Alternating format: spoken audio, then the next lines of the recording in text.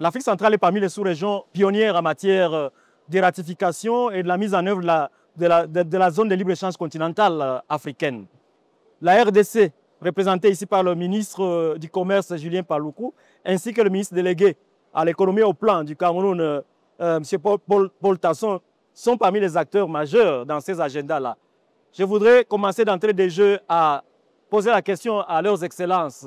Les actions mises en œuvre par les deux pays avec l'appui de la CEA pour faire avancer cet agenda. Tout d'abord, nous avons élaboré la stratégie nationale parce que, comme vous le savez, il n'y a pas de mise en œuvre sans une stratégie nationale ZLECAf pour permettre au pays entier de se préparer à ce grand événement. Des deux, nous avons mis en place le comité national qui est présidé par Madame la Première ministre qui se réunit régulièrement pour essayer d'évaluer les niveaux de mise en œuvre.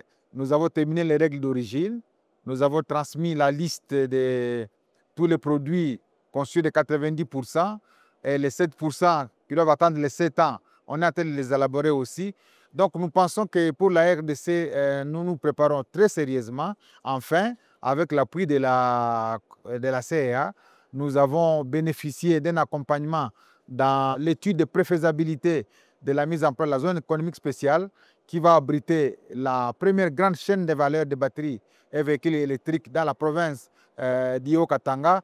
Voilà donc autant d'éléments que nous estimons devoir préparer la RDC à ce grand marché interafricain qui va promouvoir le commerce interafricain, intra-africain, parce qu'à l'heure qu'il est, eh bien, les échanges entre nous Africains sont vraiment à leur plus bas niveau. Merci beaucoup, Excellence. Cameroon has been the first country to put in place that committee, which is actually tasked to coordinate the implementation of the FCA strategy.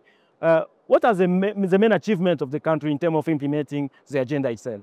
Thank you so much. I must start by saying, faithful to President Biya's strong belief in multilateralism, Cameroon was amongst the first countries to ratify the CFTA accords. And immediately after that, we worked together with the sub-region, the ECA sub-region, to elaborate the sub-regional strategy that followed suit by the elaboration of a national strategy which is in full alignment with the sub-regional strategy. What are we doing in terms of promoting intra-African trade?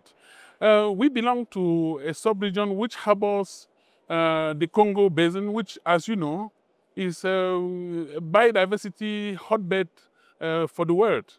And Cameroon, alongside other CEMAC countries, actually took the bold step to prohibit the exportation of log wood. This in an effort to protect and preserve that biodiversity. And particularly, the intention is to promote the local transformation of wood in Cameroon. And to that effect, we're actually looking at 2 industrial parks specialized in the production of wood elements.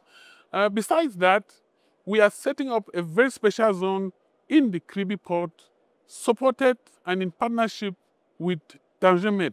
Tangermed, which is an example, the shining example of a special economic zone in Africa. Cameroon has equally opted to put in place a very, very important import substitution policy and program. And we are taking off paying attention to some of our lowest hanging fruits, which are around our best potential, which is agriculture.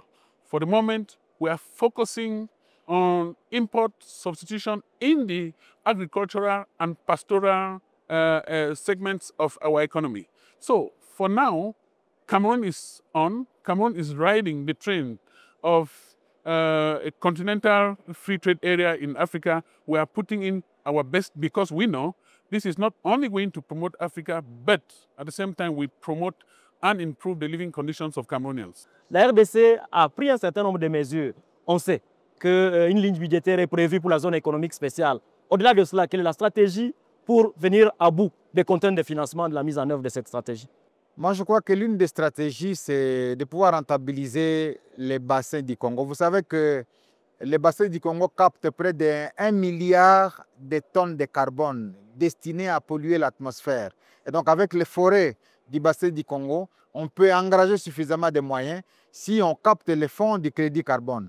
Et donc, les discussions que nous avons avec la communauté internationale, c'est qu'on devra plutôt se tourner vers l'Afrique parce que tous les pays industrialisés qui polluent à 85% la planète, c'est eux qui s'arrogent encore le droit de capter la plupart des fonds. Alors que nous, l'Afrique qui ne pollue qu'à hauteur de 4%, nous ne captons rien. Donc, la RDC est en train de faire tout pour capter ces fonds du crédit carbone qui sont estimés à 1 milliard. Et je pense que c'est cela qui va aider à pouvoir financer un certain nombre d'activités pour nous préparer à l'avènement de ces ZLECAf. On the import substitution strategy, which is really a very innovative stand by the ECAS and Cameroon, under the leadership of Cameroon, of course. What are the financing strategies which are in place to advance that ambitious agenda? This very important strategy on import substitution is a government policy to accompany the private sector, make it happen. It's more an issue of sufficient capacities to accompany the private sector to make it happen.